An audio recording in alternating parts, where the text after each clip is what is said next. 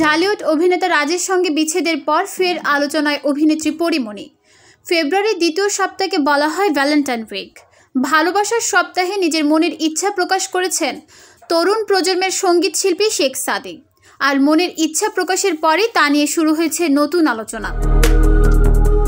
গত 9 ফেব্রুয়ারি রাতে Facebook verified পেজে এবং নিজের অ্যাকাউন্টে কয়েকটি ছবি পোস্ট করেন শেখ সাদী। সেখানে ক্যাপশনে তিনি লেখেন, অন্য কোনো মেয়েকে এখন আর আমার ভালো লাগে না, পরি আমার। এরপরই জুড়ে দিয়েছেন একটি ভালোবাসার ইমোজি। এই ক্যাপশন দৃষ্টি এড়ায়নি নেটিজেনদের, এমনকি চিত্রনায়িকা পরীমণিরও নজরে পড়েছে। তিনি দরজার আড়াল থেকে উকি দেওয়া একটি পুতুলের ইমোজি দিয়ে মন্তব্য করেছেন। এরপরই ভক্ত, শুভাকাঙ্ক্ষী ও নেটিজেনরা তাদের নিয়ে বিভিন্ন মন্তব্য করতে থাকেন।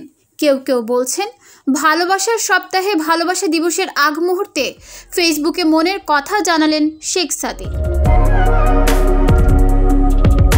এ ব্যাপারে গতকাল 10 ফেব্রুয়ারি একটি সংবাদ মাধ্যমকে শেখ সাদী বলেন, তেমন সিরিয়াস কিছু ভেবে দেয়নি। এরপরও সবাই যে এত সিরিয়াসলি নেবে তা ভাবতেও পারেনি। তবে এখন থেকে ফেসবুকে কিছু লেখার আগে অবশ্যই ভাবব।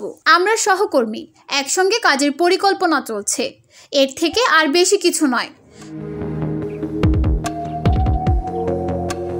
ক্যাপশন সম্পর্কে জানতে চাইলে তিনি বলেন, চ্যাটজিপিটির কাছে ক্যাপশন চেয়েছিলাম, সেখান থেকে এই ধরনের একটি বাক্য পেয়েছি। তারপরে জানতে চাওয়া হয় গায়কের কাছে, চ্যাটজিপিটি কি আপনার মনের কথা বুঝে গেল?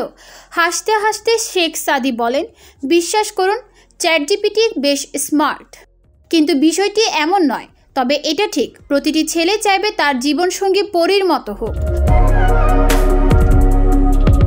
এদিকে শেখ সাদীর এই পোস্ট নিয়ে দিনভর যখন নানা আলোচনা হচ্ছে, তখন শেখ সাদীর নাম উল্লেখ না করে বিষয়টি স্পষ্ট করলেন চিত্রনায়িকা পরীমণি।